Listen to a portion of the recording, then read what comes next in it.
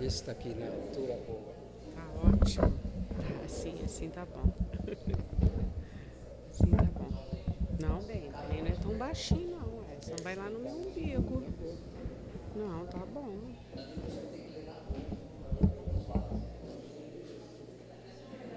Eu vou falar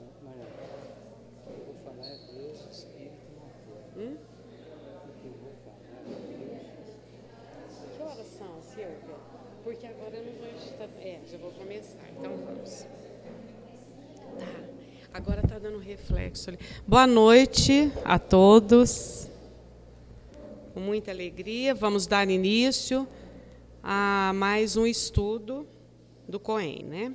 Vou fazer a leitura do livro Seara dos Médiuns, Ante a Mediunidade, baseado na questão número 30 de O Livro dos Espíritos. No trato da mediunidade, não andemos à cata de louros terrestres, nem mesmo esperemos pelo entendimento imediato das criaturas. Age e serve, ajuda e socorre sem recompensa. Recordemos Jesus e os fenômenos do Espírito.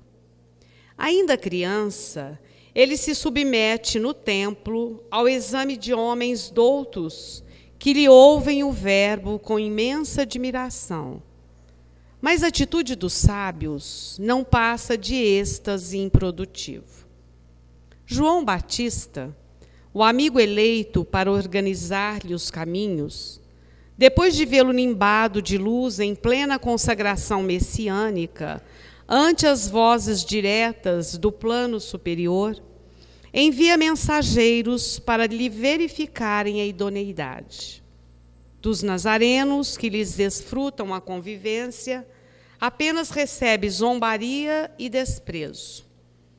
Dos enfermos que lhe ouvem o sermão do monte, buscando tocá-lo, ansiosos, na expectativa da própria cura, não se destaca um só para segui-lo até a cruz. Dos 70 discípulos designados para mistérios santificantes, não há lembrança de qualquer deles na lealdade maior. Dos seguidores que comeram os pães multiplicados, ninguém surge perguntando pelo burilamento da alma. Dos numerosos doentes, por ele reerguidos à bênção da saúde, nenhum aparece nos instantes amargos para testemunhar-lhe agradecimento. Nicodemos, que podia assimilar-lhe os princípios, procura-lhe a palavra na sombra noturna, sem coragem de liberar-se dos preconceitos. Dos admiradores que o saúdam em regozijo na entrada triunfal em Jerusalém, não emerge uma voz para defendê-lo das falsas acusações perante a justiça. Judas, que lhe conhece a intimidade, não hesita em comprometer-lhe a obra diante dos interesses inferiores. Somente aqueles que modificaram as próprias vidas foram capazes de refleti-lo na glória do apostolado. Pedro, fraco, fez-se forte na fé e, esquecendo a si mesmo, busca servi-lo até a morte. Maria de Magdala, tresmalhada na obsessão, recupera o próprio equilíbrio e, apagando-se na humildade, converte-se em mensageira de esperança e ressurreição. Joana de Cusa, amolecida no conforto doméstico, ouvida as conveniências humanas e acompanha-lhe os passos, sem vacilar no martírio. Paulo de Tarso, perseguidor, aceita-lhe a palavra amorosa, estende-lhe a boa nova em suprema renúncia. Não detenhas, assim, qualquer ilusão à frente dos fenômenos medianímicos. Encontrarás sempre e por toda parte muitas pessoas beneficiadas e crentes, como testemunhas convencidas e deslumbradas diante deles. Mas apenas aquelas que transfiguram a si mesmas, aperfeiçoando-se em bases de sacrifício pela felicidade dos outros, conseguem aproveitá-los no serviço constante em louvor do bem.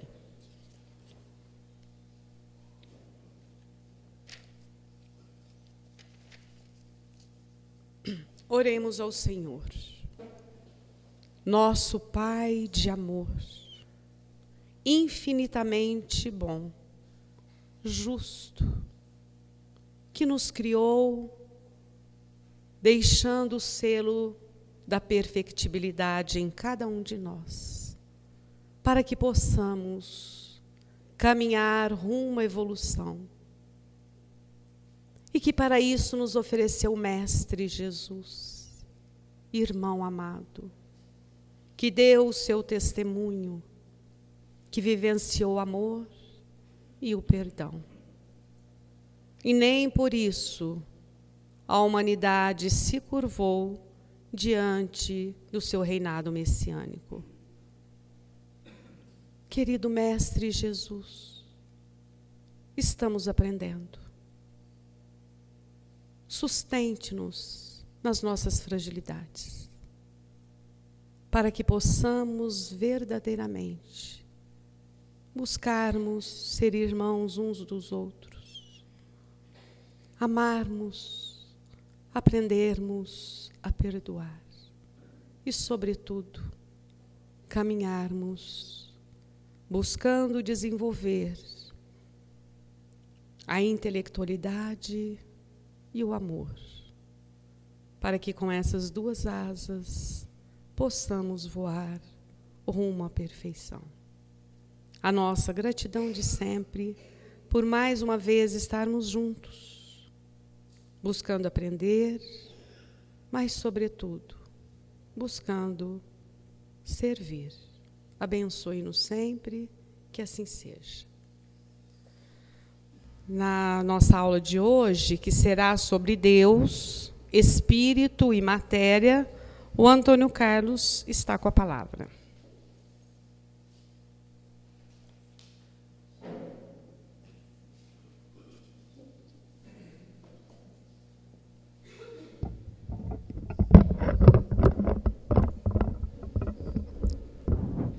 Boa noite. Que a paz do Mestre esteja com todos nós. Dando sequência no estudo preparatório do COEM, né, que também foi elaborado pela equipe de Curitiba, a equipe que elaborou o COEM, né, entendeu que havia necessidade de fazer uma introdução da doutrina espírita da parte teórica, né? Para que a pessoa, assim, porque muita gente entra no COEM, e o COEM é um curso mais específico, mais voltado para a mediunidade, às vezes entra por necessidade, né? Está assim, como se diz, passando apertado aí, né, com a mediunidade, está tendo algum sintoma assim mais extrapolado. Então, por essa necessidade, a pessoa vem direto para o COEM, né?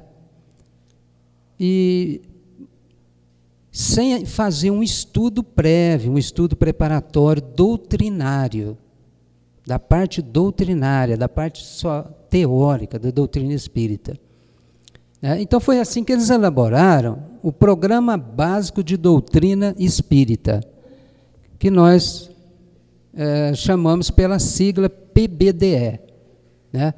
Aqui, esse PBDE, ele vai estudar o Livro dos Espíritos. Ele vai estudar o Livro dos Espíritos, que foi o primeiro livro que Allan Kardec elaborou, né? Fruto das suas pesquisas, das suas observações, dos fenômenos. O primeiro livro que vai surgir é o Livro dos Espíritos. Aqui na casa, nós temos 2 estudos sobre esse livro. Um deles é o PBDE. Mas o PBDE é um curso mais rápido, só de 10 reuniões, só de 10 sessões, né? Mas nós temos um outro, que esse já é da Federação Espírita Brasileira, que tem o nome de Estudo Sistematizado da Doutrina Espírita. E a sigla a gente fala ESD, Estudo Sistematizado da Doutrina Espírita. Esse já é mais longo, mais aprofundado. Esse já dura uns 3 anos, né? Também é um curso muito bom. Eu costumo dizer que é o melhor programa de estudo sobre espiritismo que existe na face da Terra, né? Já que ele é brasileiro e o espiritismo aqui no Brasil está mais difundido, né? Mas o ESD também vai trabalhar basicamente todos os temas do Livro dos Espíritos e com uma bibliografia complementar para reforçar, para aprofundar esse estudo, né? E nós tivemos até agora, além da aula de abertura, que foi sobre mediunidade, para recepcionar vocês, para situá-los, para contextualizar o nosso curso, né? A Marlene falou sobre mediunidade. Todas essas palestras, essas aulas estão no nosso site, estão gravadas no nosso site, viu, gente? E que, por sinal, acho que já vai dar para começar a fazer transmissão ao vivo, porque a internet está melhorando. Eu já fiz uns testes aí hoje, tá melhor, né? Então, com exceção dessa aula de abertura, nós tivemos a primeira aula, o que é o Espiritismo, que o Antônio Carlos Lopes, deve ser até parente do Toninho ali, né, Toninho? o Antônio Carlos Lopes apresentou a aula o que é o Espiritismo, né? Depois, eles apresentaram Espiritismo, filosofia com bases científicas e consequências morais, né? Foi a segunda aula. A terceira, Espiritismo e doutrinas espiritualistas. Essa aula que a Nara deu, que foi a aula passada, é uma aula muito importante, né, para tirar aqueles conceitos errados do espiritismo, que as pessoas têm da doutrina espírita, do espiritismo, da prática. Então, ela mostrou que tem doutrinas, que tem alguns temas, alguns assuntos semelhantes à doutrina espírita, mas na prática é diferente, tem alguma coisa diferente, né? Então ela mostrou o que é o espiritismo, como que é a sua prática e como que é as outras doutrinas, né? Mas o interessante que eu quero mostrar para vocês, que o Livro dos Espíritos, ele já traz aqui no seu frontispício escrito o seguinte: filosofia espiritualista. Então, o Espiritismo é uma filosofia espiritualista. A Nara explicou sobre isso aqui. E o Livro dos Espíritos, né? Kardec colocou aqui, contém os princípios da doutrina espírita, né? Sobre a imortalidade da alma, a natureza dos espíritos e suas relações com os homens, as leis morais, a vida presente, a vida futura e o porvir da humanidade. Segundo o ensinamento dado pelos espíritos superiores com o auxílio de diversos médiuns, recebidos e coordenados por Allan Kardec. É interessante que esse frontispício aqui já nos diz muita coisa, né? Já nos diz muita coisa. Aqui, e a aula que nós vamos dar hoje, o assunto que nós vamos falar, que é Deus, Espírito e Matéria. Deus, Espírito e Matéria. Esse assunto, gente, está contido na primeira parte do Livro dos Espíritos. O título da primeira parte é Das Causas Primeiras. Porque o Livro dos Espíritos, ele é dividido em 4 partes. A primeira, que é Das Causas Primeiras, que vai falar, são 4 capítulos, né? Então, o Livro dos Espíritos, ele já é em forma de síntese. Já é em forma de síntese. E nós vamos aqui resumir 4 capítulos. Né? Mas vocês não se preocupem com isso, porque com o passar do tempo, né? Porque nós não vamos assim, vocês não vão engolir toda a doutrina espírita, todo o conteúdo em 1 hora. Né? Porque a doutrina tem muito assunto, tem muita bibliografia, são mais de 15 mil títulos, se for, né, contar todas as obras. Hoje deve estar mais de 15 mil títulos. Né? Mas o importante, e até nós recomendamos a vocês, porque muita gente nos pergunta, tem que comprar alguma coisa? Então nós decidimos a recomendar, falar, comprem a obra básica, né? Que são os 5 livros básicos. O Livro dos Espíritos, o Livro dos Médiuns, que é a continuação, o Evangelho segundo o Espiritismo, o Céu e o Inferno e a Gênese.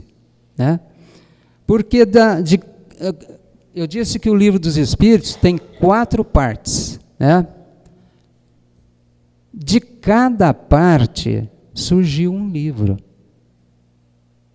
que são aqueles outros 4, que formam os 5, o Pentateuco. Entenderam? A primeira parte é das causas primeiras. A segunda parte, que é aqui no PBDE nós vamos estudar um pouquinho mais, em 3 aulas, né? E durante todo o COEM vai ser bem mais dedicado a essa segunda parte. Porque da primeira parte surgiu o livro A Gênese. Né? A segunda parte, que trata do mundo espiritual e as suas relações com o mundo corpóreo, essa segunda parte vai sair o Livro dos Médiuns. O livro relacionado com a segunda parte é o Livro dos Médiuns. A terceira parte, leis morais. Né? Leis morais. Então, vocês vejam que isso aí segue um método científico. Né? Primeiro foi a observação, depois foi a catalogação, a descrição, né? E depois surgiram as leis. Né? Leis morais. Né? Então, das leis morais surge o Evangelho segundo o Espiritismo. E a última parte do Livro dos Espíritos, das esperanças e consolações futuras, o livro O Céu e Inferno. Certo?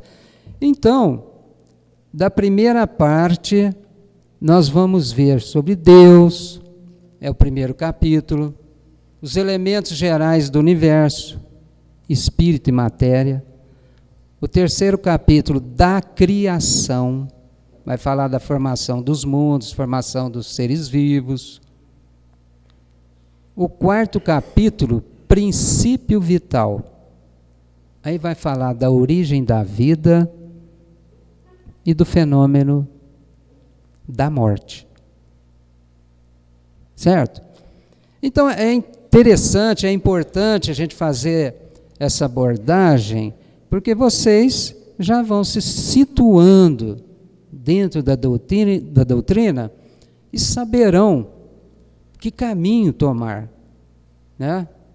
Quando eu falo caminho, é o caminho do estudo, porque não se concebe um espírita sem estudar, né? Porque o estudo é que traz a luz, o estudo é que abre os nossos olhos, é que clareia a nossa consciência. Através do estudo, nós vamos aumentando o nosso conhecimento, né? E, como é uma doutrina racional, mas que também trabalha o sentimento, né? Nós vamos caminhando assim para a maturidade psicológica, que às vezes nós não vamos conseguir nem nessa encarnação, mas nós já vamos ter um rumo a seguir. Nós vamos ter um rumo a tomar, um caminho a seguir, né? E sempre, meus amigos, que nós adentramos a doutrina espírita, acontecem mudanças. Mudança na maneira de pensar, mudança na maneira de agir, né? Mudança nos nossos relacionamentos. É lógico que nós não vamos nos tornar santos, né? Porque estamos longe disso. Mas pelo menos, é o que nós dissemos, pelo menos nós, se errarmos, nós vamos saber por quê, né?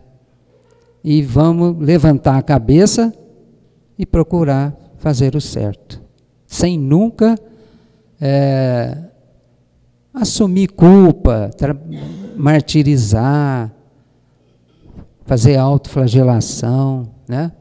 Mas levantar a cabeça, reconhecer que erramos e caminhar, tentar sempre para fazermos o certo.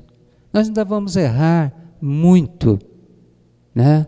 Mas o importante é ter essa postura. Errei, vou tentar de novo, né? E não aquela, errei, não vou mexer com isso mais não, né? eu nasci assim, vou morrer assim. Também não é assim, né? Porque a doutrina espírita, ela é progressista, né? Ela é progressista. Ela sempre nos convida para o autoaprimoramento, sempre nos convida para a autoeducação, através do autoconhecimento, né? Muito bem.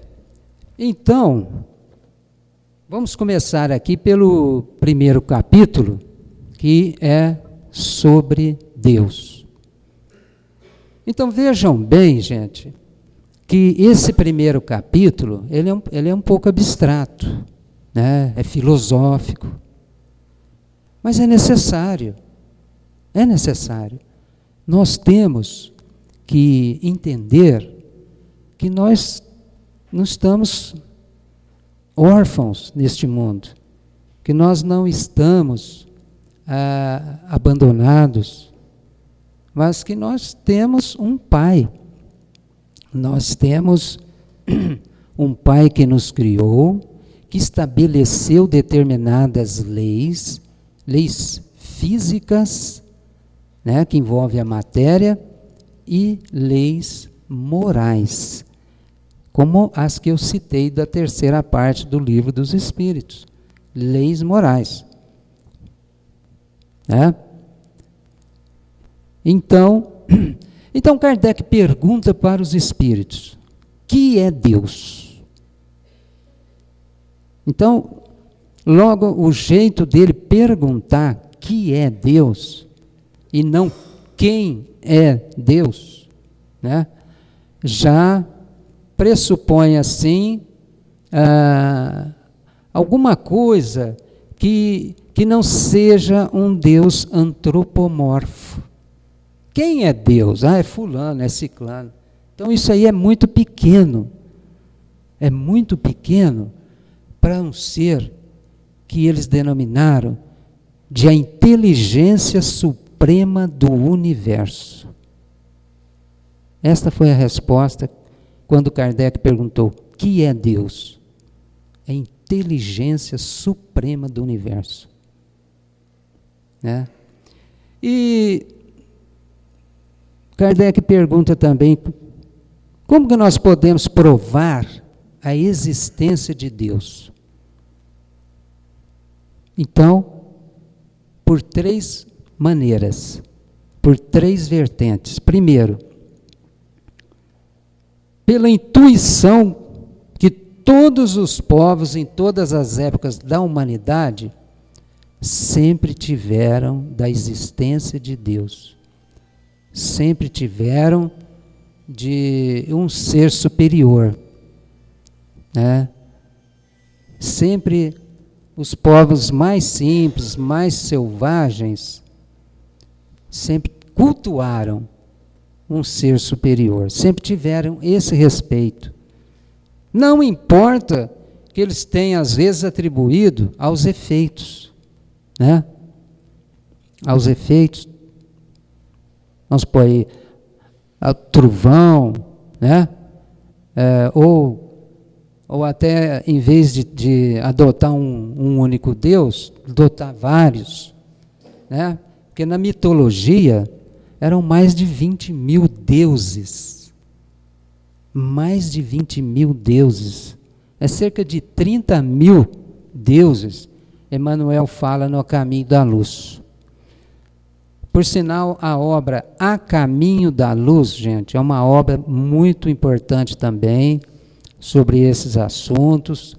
Ela conta a história da Terra desde a sua formação material até a vinda do homem, as várias fases que atravessou até os dias de hoje.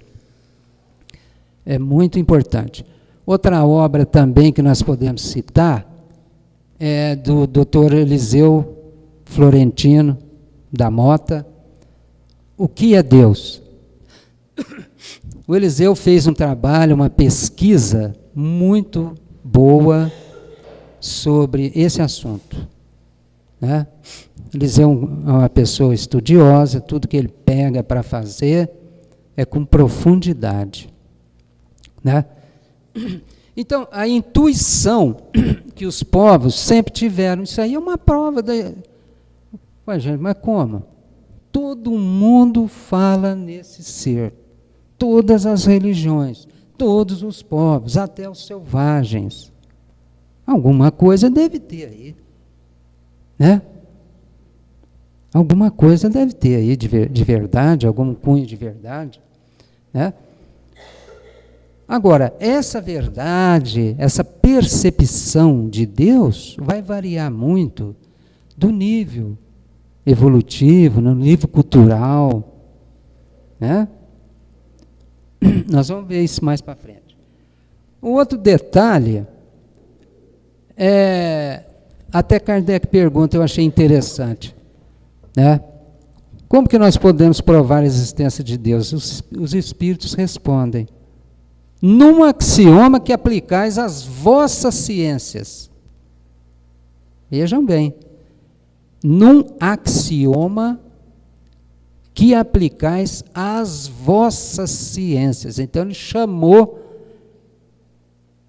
o campo científico. Né?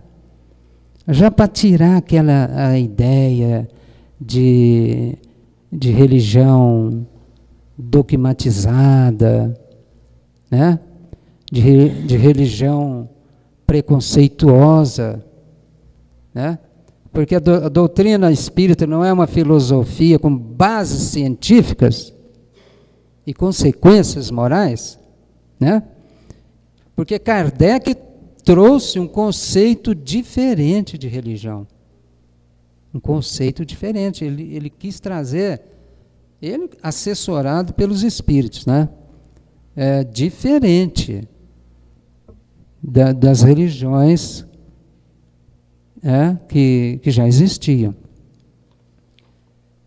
Então ele quis usar a razão, né? Usar a ciência, mais aliada ao coração, ao sentimento. Porque senão nós nos tornaríamos orgulhosos. Se nós ficássemos só também estudando e não nos dedicássemos a trabalhar o sentimento, nós ficaríamos orgulhosos, né? Como dizem os espíritos aqui, ficaríamos orgulhosos e acharíamos que seríamos donos do saber, ao passo que nós não sabemos nada, né? Então, o axioma que aplicais às vossas ciências: não há efeito sem causa. E por consequência, se o efeito é inteligente, a causa tem que ser inteligente. E se esse efeito inteligente não é possível que seja feito por um homem pode ser até o mais inteligente, né? Como foi aí um Einstein, e muitos outros aí, né? Pode ser o mais inteligente. Então, se não foi ele que fez, que elaborou, que construiu determinada coisa, então tem que ser uma inteligência superior, acima dele, né? E o terceiro, que a gente já fecha com esse segundo também, é que, observando a estrutura fenomenal do universo. Quando nós falamos em universo, também subentende o microcosmo. Porque o universo é desde o micro ao macrocosmo, né? Desde os seres invisíveis a olho nu, né? E nós temos coisas maravilhosas, né? Por exemplo, o protoplasma das células, que é invisível, né? É invisível assim a olho nu, né? Os genes, né? Mas que o efeito deles é uma coisa fora do comum, né? Que homem nenhum conseguiu fazer. Homem nenhum, cientista nenhum, conseguiu, por exemplo, fazer uma vida, fazer um ser vivo, a não ser a partir de outro, né? A não ser a partir de outro.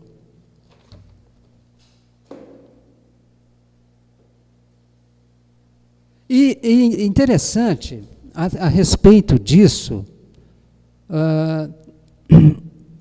o Divaldo Pereira Franco falou, numa palestra que ele fez sobre Deus, ele contou o caso do Dr. Cressy Morrison. Dr. Cressy Morrison foi presidente da Academia de Ciências de Nova York.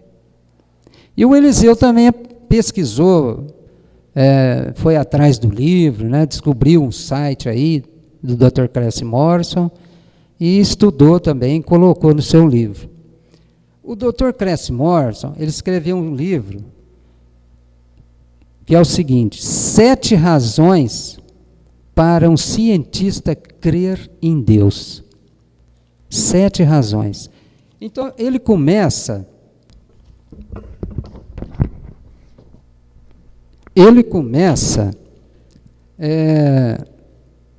falando das leis físicas que existem, né? Que ele usa a expressão só uma inteligência engenheira, uma inteligência matemática, né? Porque ele começa até a citar, deixa eu ver aqui que eu estou meio... Ele começa a citar, inclusive, a lei da probabilidade, né? A lei da probabilidade. Mas nós vamos ver aqui, são 7 razões, aqui já localizei.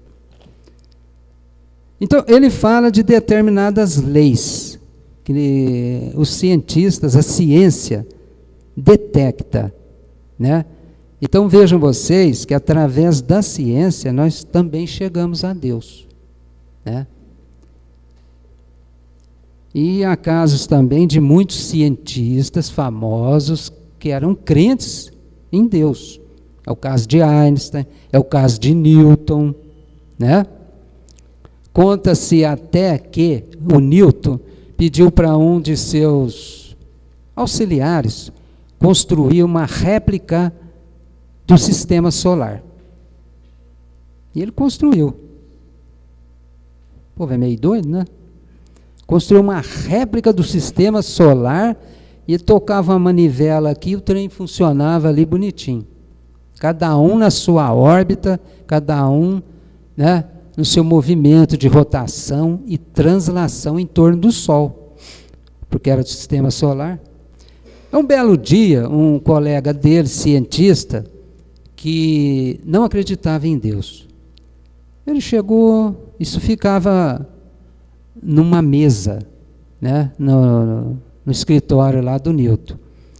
Ele chegou, aproximou, pegou a manivela, pôs para funcionar, ficou abismado, ficou maravilhado. Mas que maravilha! Quem que fez isso aqui?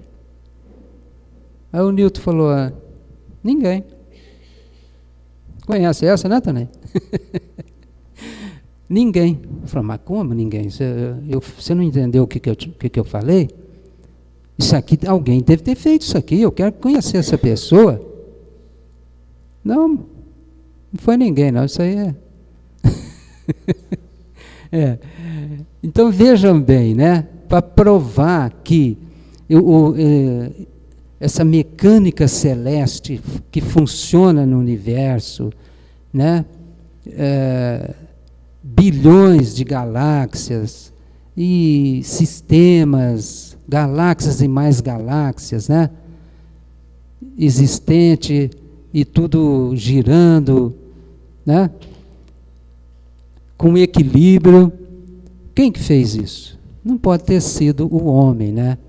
E tudo denota uma inteligência, como diz o Dr. Cress Morrison, engenheira, uma inteligência matemática, né?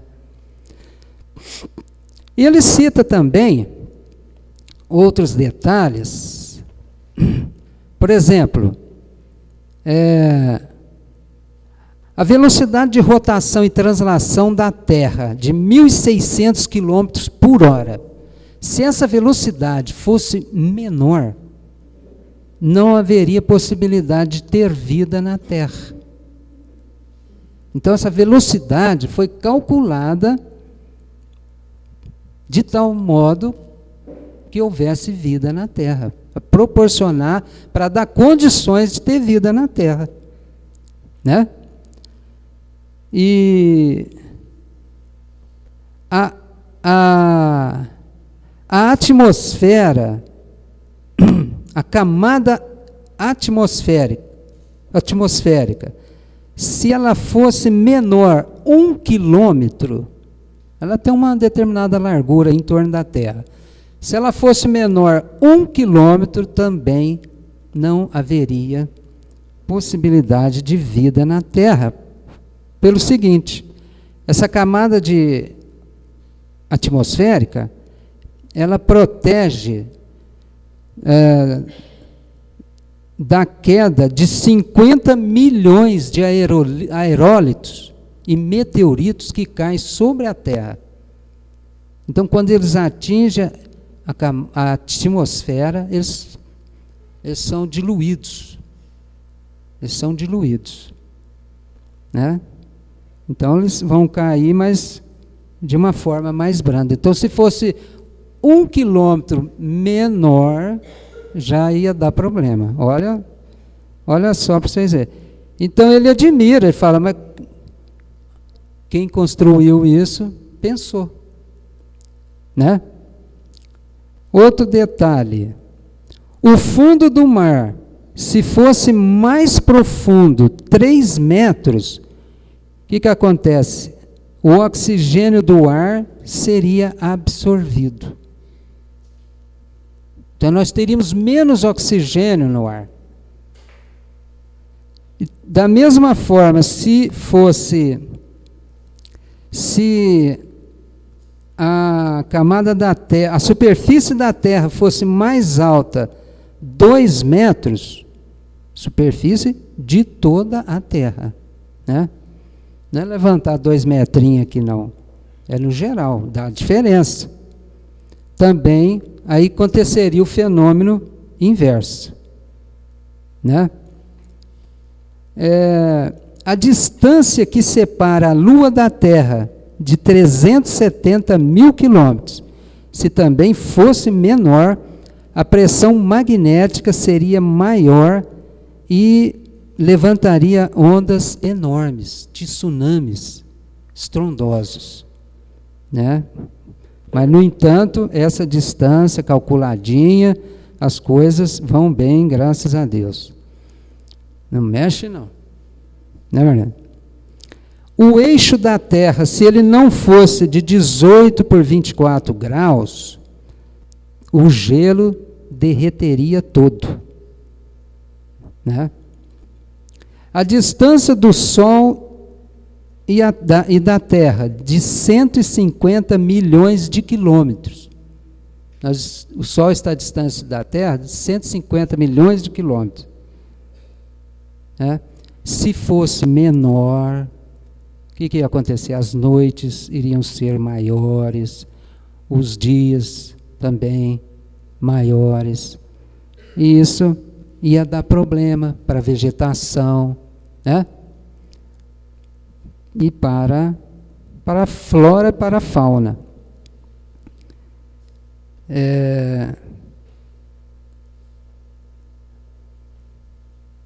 Então, ele diz, logo uma inteligência matemática e superior estabeleceu leis para que a vida fosse possível na Terra.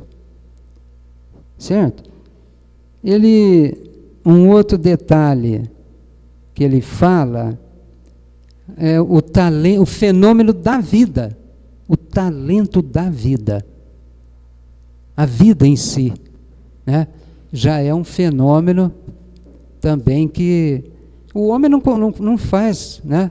Não constrói uma vida. Ele pode trabalhar elementos já existentes, né? E ele fala, o que é a vida? A vida está no protoplasma, que é uma substância gelatinosa que tem nas células, né? É uma substância transparente e invisível a olho nu. E disse que numa cabeça de alfinete caberia cerca de 5 milhões de protoplasma. Para vocês verem o tamanho disso. E que dá origem à vida, né? Do protoplasma. A vida na Terra começou com o protoplasma.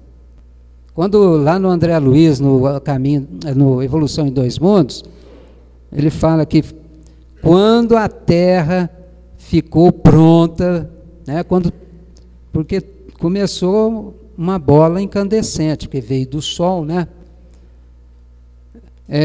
Quando resfriou, tal, tudo direitinho, o ambiente ficou adequado para a vida, então surgiu essa substância gelatinosa, que era o protoplasma. Essa substância que deu origem à vida. E que, se acabasse com tudo que é ser vivo na Terra e ficasse só o protoplasma, ele fala que em 10 bilhões de anos tudo seria reconstruído. Outro detalhe que ele admira, outra razão para ele acreditar em Deus, é o instinto dos animais e o heliotropismo nas plantas. Né? Essa inteligência aí do instinto que guia os animais. Né? Ele cita aqui o caso de uma planta que dá em determinados lagos, é a planta masculina e feminina, que a feminina, ela sobe fora da água, porque vai chegar a hora da reprodução. Então ela sobe para abrir uma flor. E a planta masculina sobe ao mesmo tempo. Ela sobe ao mesmo tempo, consegue quebrar lá o pedúnculo, né? Onde como é que fala o pólen, né? Acontece a polinização, né? Então vejam bem, né? Como é que essas plantas sobem e a planta masculina no mesmo momento, né? Sobe para acontecer essa fecundação. Ele cita aqui o João de Barro. Isso aí, o João de Barro, que vai construir, na época de acasalamento, ele constrói a casinha e pelo bico ele percebe para que lado está o vento e constrói, abre a portinha da casinha do lado contrário, para o vento não atrapalhar os filhotes. Né? O caso interessante, isso tudo tratando do instinto, viu, gente? As enguias americanas e as enguias europeias. As enguias, aquele peixe em forma de serpente, elas se reproduzem uma vez por ano em águas frias e profundas. E é lá na região das Bermudas. Né? Na região das Bermudas.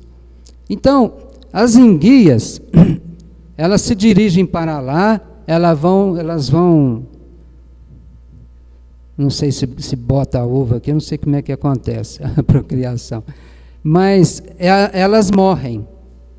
E os filhotes voltam para o lugar onde estavam as mães.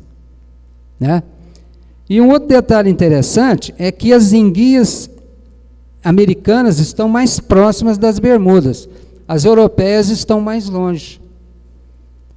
Então a natureza atrasou o período de fertilidade das enguias europeias para coincidir que tanto as europeias quanto as americanas se encontrassem na mesma época, porque é a época em que a água vai estar fria, né? Ali naquela profundeza.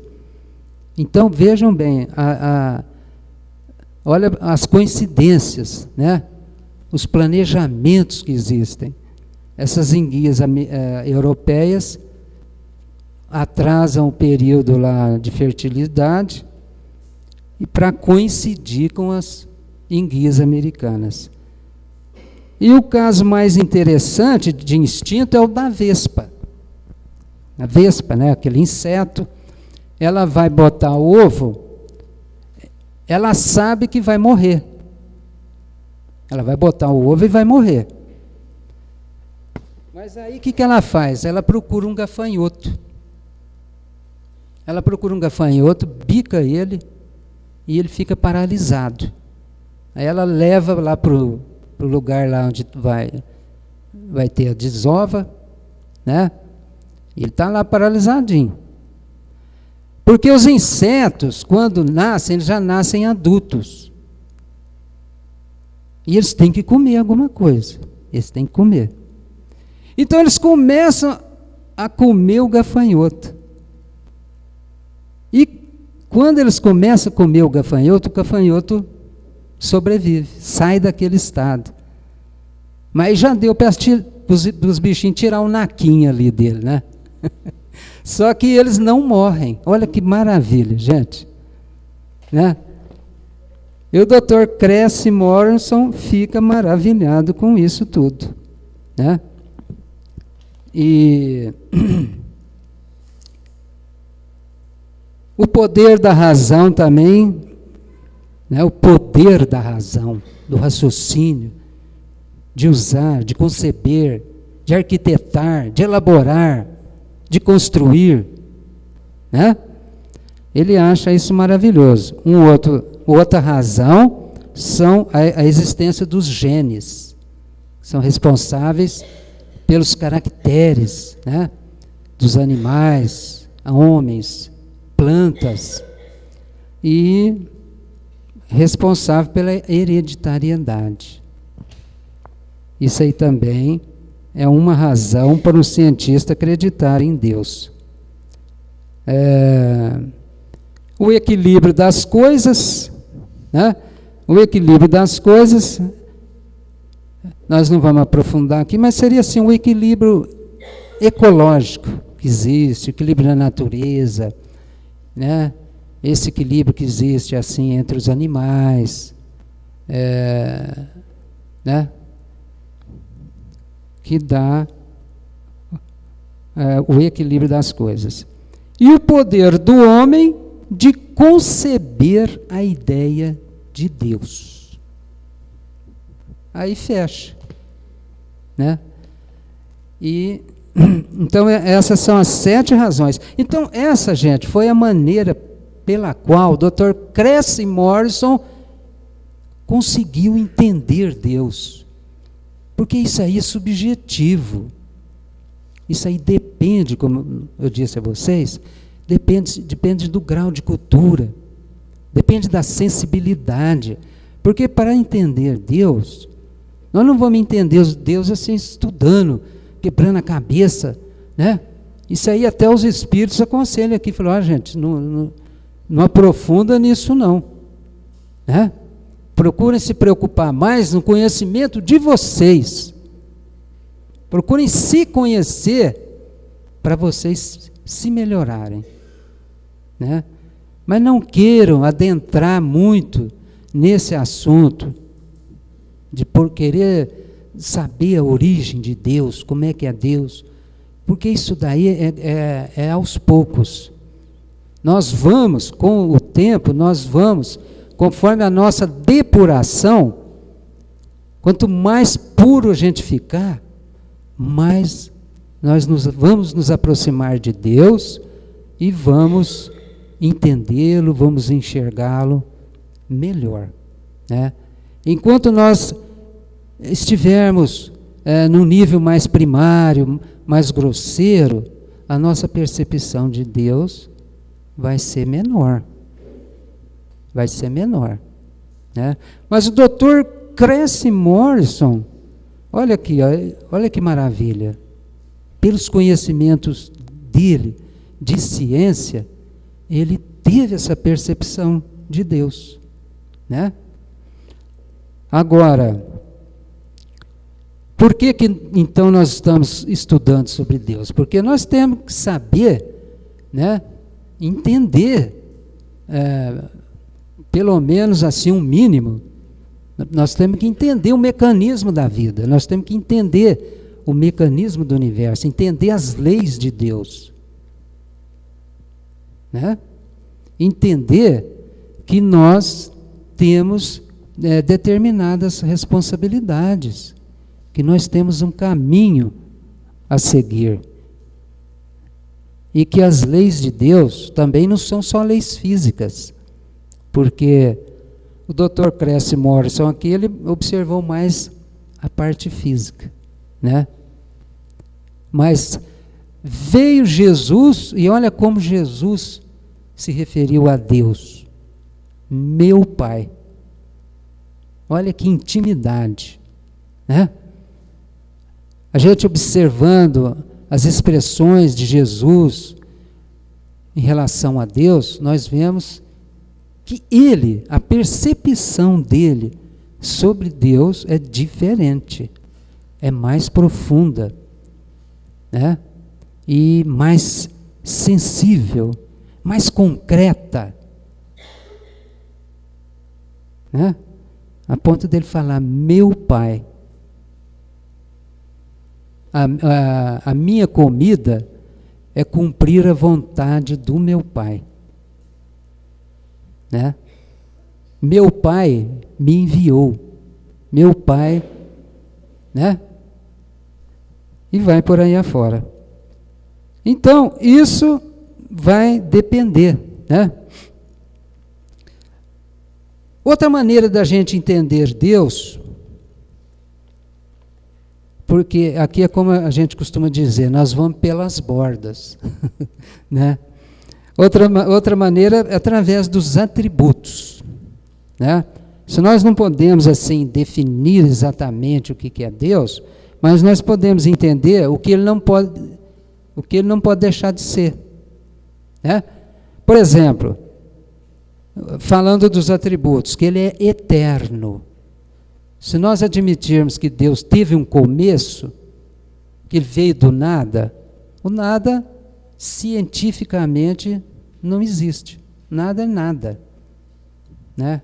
O acaso também não existe ciência, né, em usar esse argumento de acaso.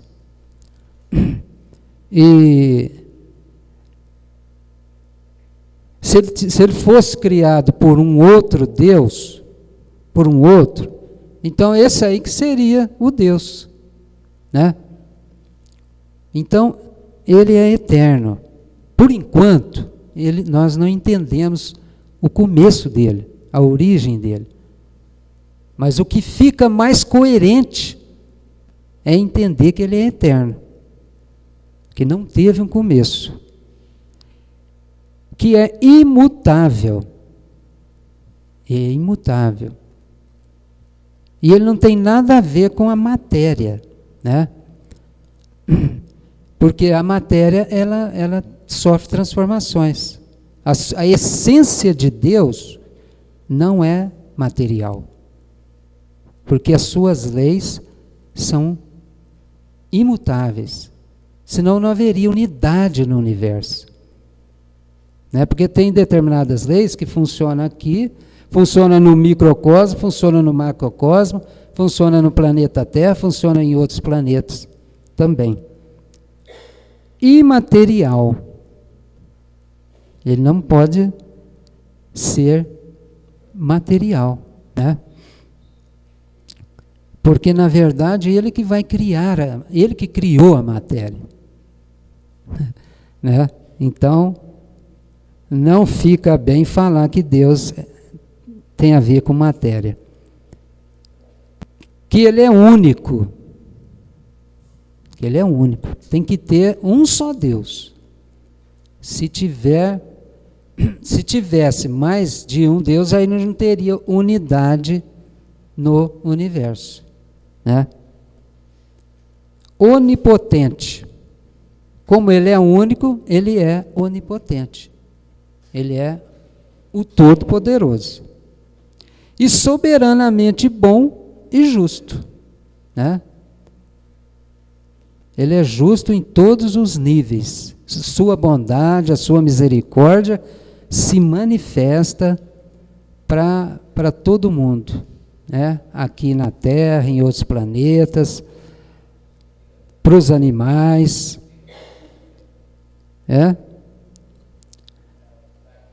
Muito bem, gente. Seguindo para frente, agora eu vou ter que correr um pouquinho. Sobre o princípio das coisas, espírito e matéria. Kardec pergunta, é dado ao homem conhecer o princípio das coisas?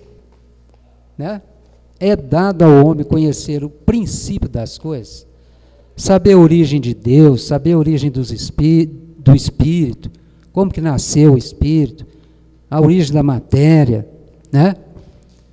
Eles falam que não, que nós somos limitados no conhecimento. Nós somos limitados. Temos a ciência avança e muito. Avança e muito. Descobre muitas coisas, né? Mas tem limite. E esse limite, quando a ciência, quando o homem, através da ciência, não consegue conquistar um determinado ponto, aí Deus usa do recurso das revelações, né? Aí ele colabora para dar um avanço no conhecimento humano, né? E nós temos 3 grandes avanços que já foram estabelecidos, né? O primeiro foi a revelação de Moisés, né? Quando ele recebe lá o Decálogo, né? E basicamente o Decálogo resume num só mandamento, né? Amar a Deus sobre todas as coisas e ao próximo como a si mesmo. Depois veio o próprio Jesus. Ele é que é o coordenador de tudo.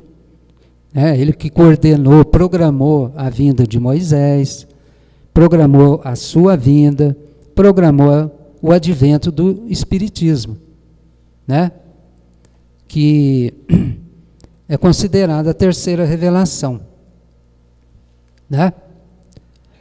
E sobre os caracteres da terceira revelação, da revelação espírita, nós temos o primeiro capítulo da Gênese.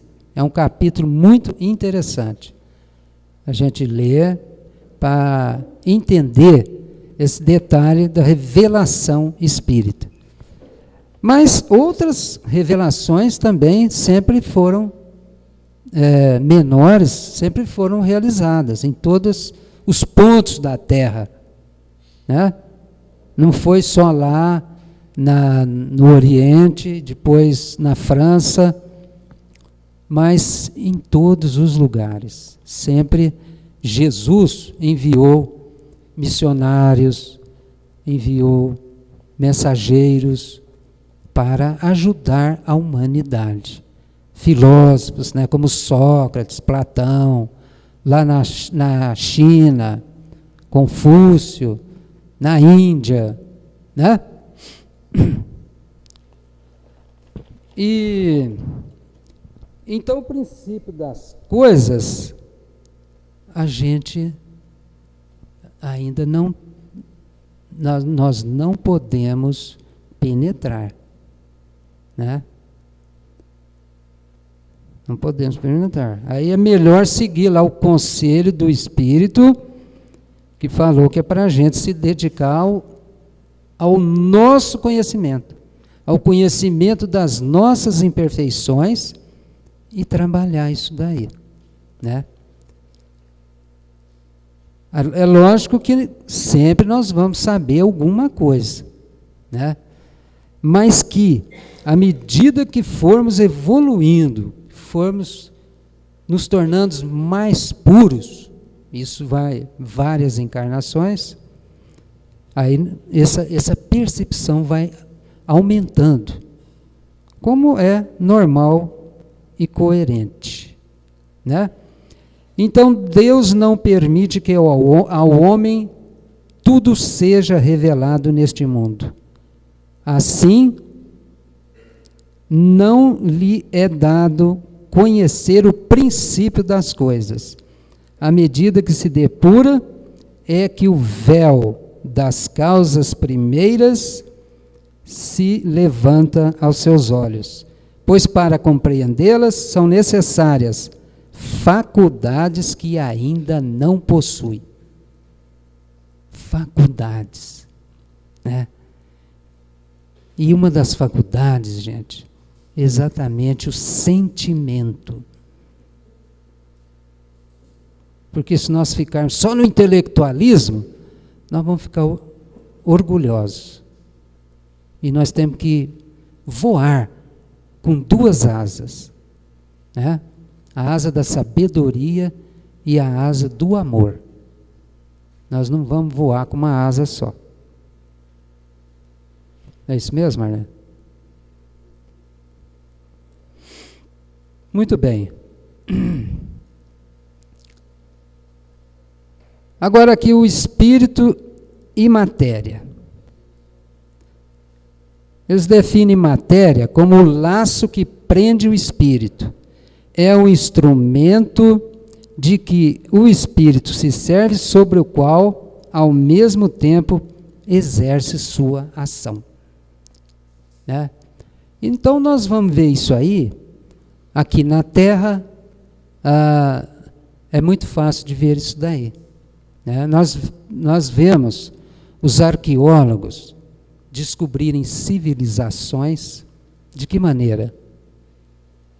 Levantando lá, cavando, descobrindo cidades antigas, soterradas. Aí, através de estudos, eles observam o estilo das construções, acham utensílios, acham instrumentos e conseguem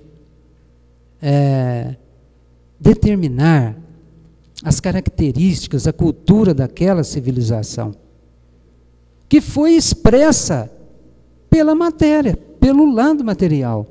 Eles chegam a essas conclusões culturais, sociais, política, administrativa de uma civilização antiga pela parte física, né? Pela parte física, pelas construções, pelos instrumentos, né? Pode achar livros, seja como achavam, por exemplo, em cavernas, escritos lá dos homens que viveram em cavernas. Né? Então, o que é isso? É o contato do homem com a matéria. É ele intelectualizando a matéria. Isso acontece sempre, né? Porque a matéria, ela é inerte, né? O espírito é o princípio inteligente do universo.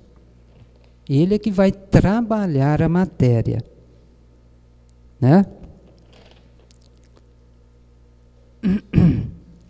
Ele é que vai trabalhar a matéria. Agora, seguindo aqui, o espírito é o princípio inteligente do universo. A natureza íntima do espírito, porém, não é fácil de ser analisada com a nossa linguagem, por não podermos apreciá-la com nossos sentidos. Um outro detalhe interessante, que os espíritos falam muito, é a questão da linguagem.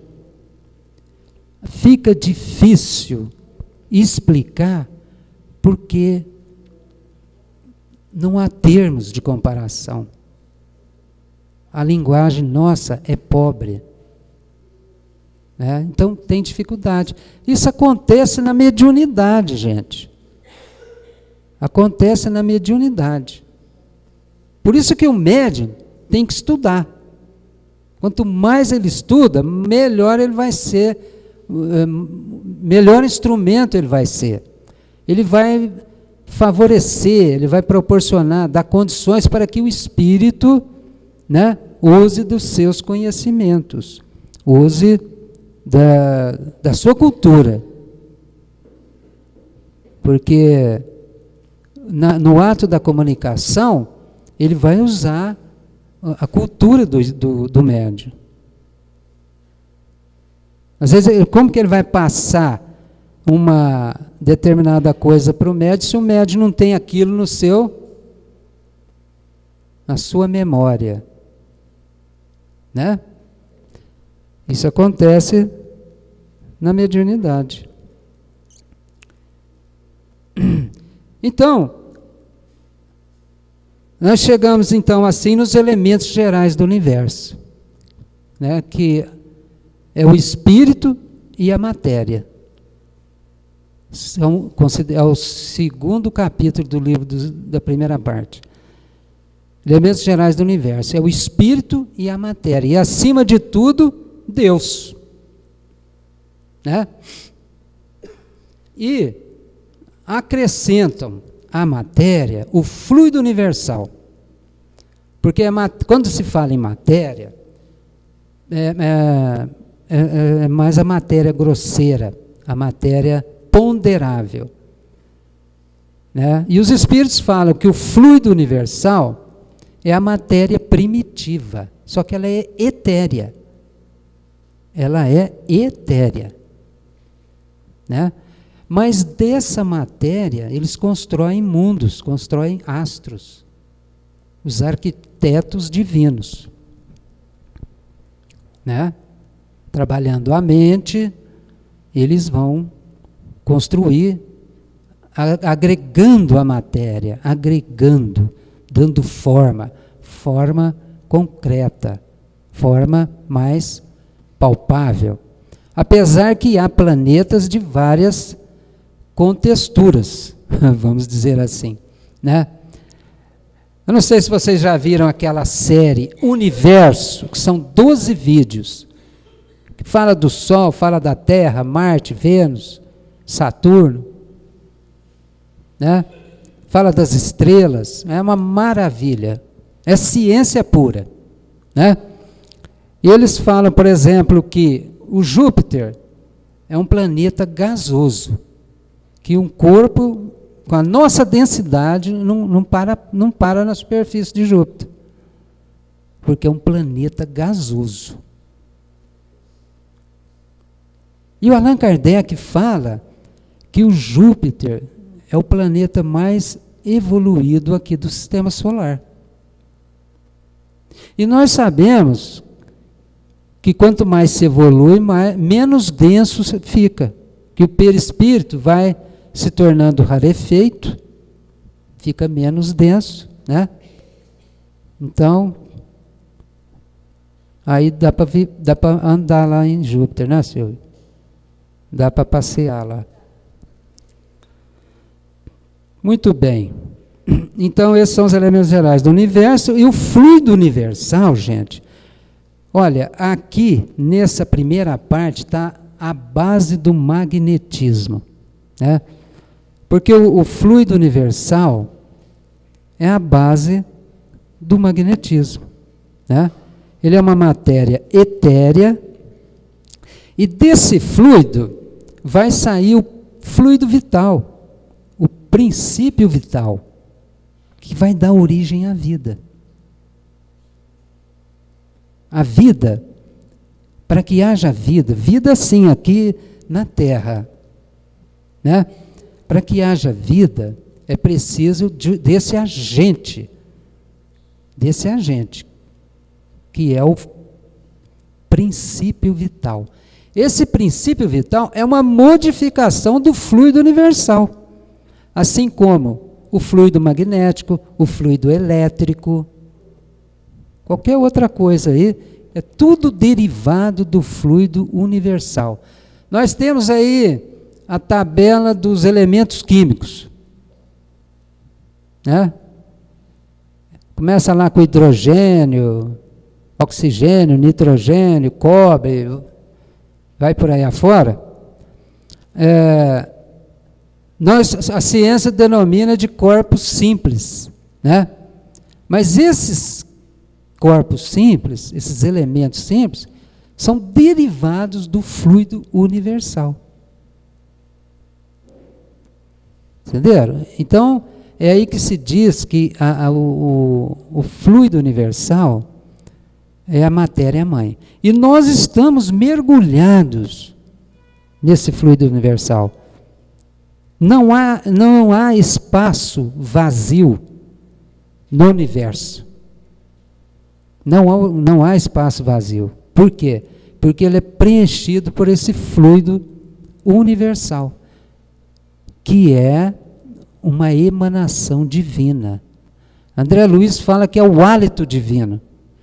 E Allan Kardec fala isso com base numa comunicação de um espírito que explica, por exemplo, que se eu enfio um alfinete aqui na minha perna e eu sinto, né? Por quê?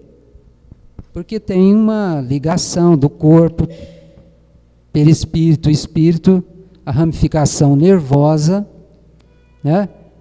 E eu percebo aquilo ali. Então ele compara isso com Deus no universo. Deus no universo. Que Deus se faz presente em tudo. Em tudo. Por isso que eles falam que tudo está em tudo. Né? Então nós, quando nós queremos conversar com Deus, não precisamos achar que Ele está longe de nós. Que Deus está em nós e nós estamos em Deus. Né? Deus está em nós e nós estamos em Deus. Certo? Ele percebe, ele sente. E nós sentimos. Pisa aqui no calo para você ver.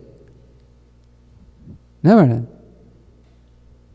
Marlene fala muito no calo aí na terapia, né, Marlene?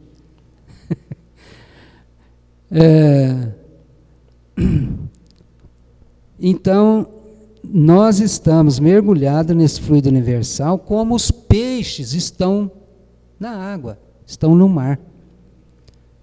Né?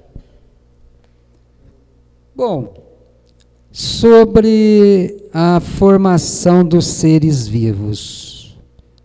Então vocês vejam, gente, que aqui é tudo das causas primeiras. Né?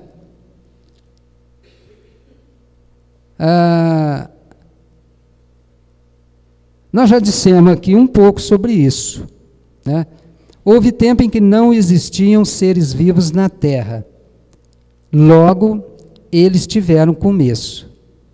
Cada espécie foi aparecendo à proporção que o globo adquiria as condições necessárias à existência delas. O homem surgiu em muitos pontos do globo e em várias épocas, o que também constitui uma das causas da diversidade das raças, além do clima, da vida e dos costumes. Aqui a gente tem esclarecimento sobre a questão do povoamento da terra, né? Como eu disse agora há pouco, quando no começo tudo era um caos, mas depois tudo foi assentando, eles foram trabalhando o planeta, porque nada é por acaso, né? Foram trabalhando, veio a vegetação, enfim, o ambiente ficou propício para a vida. Aí que eles derramaram essa substância gelatinosa, que era o protoplasma, e a partir dali vai acontecer a evolução. Essa evolução, gente, quem quiser aprofundar, é no livro Evolução em Dois Mundos, do André Luiz. Mostra bem isso daí. Nós até fizemos uma caminhada do princípio inteligente, né? Porque o princípio inteligente, ele vai ser acoplado nessa substância gelatinosa, nesse protoplasma. Né? É aí que começa a vida na Terra, que começou. Né? E começa com as bactérias, vírus, e depois vai caminhando, né? Pelo mundo mineral, vegetal, animal, até chegar no homem. Né? Agora, o homem, o surgimento do homem, segundo a doutrina espírita, é conforme o Darwin apresentou. Só que a doutrina espírita explica algumas coisas que ele não conseguiu explicar, e que até ele chamou de o elo perdido. Né? que é o elo perdido? Ele ia seguindo a evolução de uma determinada espécie. Chega no momento que aquilo pulou. Fala, mas daqui já foi... Como é que houve a evolução? Como é que aconteceu essa evolução? Ela não foi registrada aqui na Terra. Aí o André Luiz explica que o elo perdido é porque é o título do livro, Evolução em Dois Mundos. A evolução se dá tanto no mundo corpóreo quanto no mundo espiritual, né? Da mesma maneira que nós aqui temos biólogos, cientistas aí trabalhando a vida, nós do lado de lá nós temos também, lógico, e muito mais, com maior conhecimento. E que também trabalham, tem laboratórios, né, de biologia para desenvolver isso. Então, o homem vai surgir nessa evolução, né, como o Darwin apresentou, saindo lá de um ramo dos macacos, só que o macaco continua a ser macaco, e daquele ramo que desenvolveu o homem, aí seguiu em frente, né? E que a questão do Adão, o Adão seria um símbolo, assim, um representante de um povo, representante de um povo, e não que é mais um símbolo, né? E não que tudo teria começado com Adão e Eva. Aí, olhando assim com o olhar científico, já também a ciência derruba isso daí. Mas os espíritos confirmam que ele existiu. Os espíritos confirmam que ele existiu. Sobre o princípio vital, que vai dar origem à vida, né? O princípio vital, nós vamos ter os seres orgânicos e os seres inorgânicos. Os orgânicos é que vão receber o princípio vital, que é um fluido derivado do fluido cósmico universal. Ele que vai dar essa força íntima para os seres vivos e vai dar origem à vida, né? E aí vai acontecer assim, um alimenta o outro. É igual no automóvel, né? Você tem lá a bateria, quanto mais você anda, mais você carrega ela, né? Agora, se as peças estragar lá, aí não adianta a bateria, tá bom? Né, Tony? O mesmo vai acontecer conosco, seres vivos. Se os órgãos cessarem de funcionar, se enguiçar os nossos órgãos, aí o princípio vital também não vai dar conta, sozinho. E o princípio vital sozinho não é a vida. A matéria sozinha, sem o princípio vital, também não é a vida. Então, com a cessação dos órgãos, né, vai acontecer a morte. Morte física. Morte física. Porque nós somos seres eternos. A Monita, vocês conhecem a Monita? É uma gracinha, né, Monita? Ela está dizendo que já terminou o tempo. E terminou mesmo, gente. Que Jesus nos abençoe. Queria falar também. Gente, quero pedir para vocês, por favor, deixarem os crachás lá no final, vai ter uma caixa. Vocês deixam os crachás lá para toda semana pegar, porque é por ele que a gente faz a chamada. Tá bom? Pode encerrar. Então, vamos agradecer a Deus, a Jesus, aos nossos anjos guardiões. Agradecemos aos mentores, em especial aqueles que dirigiram essa reunião, por mais essa semana, por mais esse estudo, e que essa semana seja de paz, de esperança para todos nós, que assim seja.